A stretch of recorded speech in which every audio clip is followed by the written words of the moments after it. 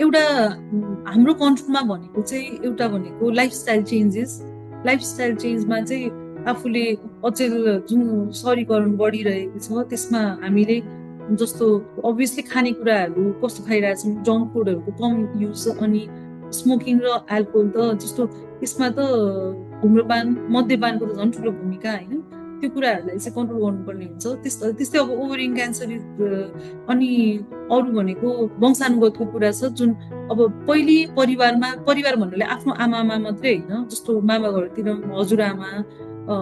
त्यसपछि सानीमा ठुलिआमा, कसैको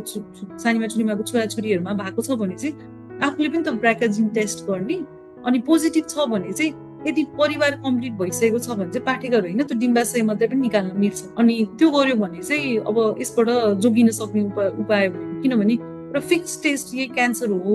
पछि बन्दैछ है भन्ने खालको टेस्टहरू त्यस्तो चाहिँ छैन होइन। तर आफूले जोगाउन आफ्नो तर्फबाट कोसिस गर्ने हो यो सबै गर्ने, अनि त्यो गर्दाखेरि अलिकति रेटलाई कन्ट्रोल गर्न अथवा कम गर्न चाहिँ सकिन्छ।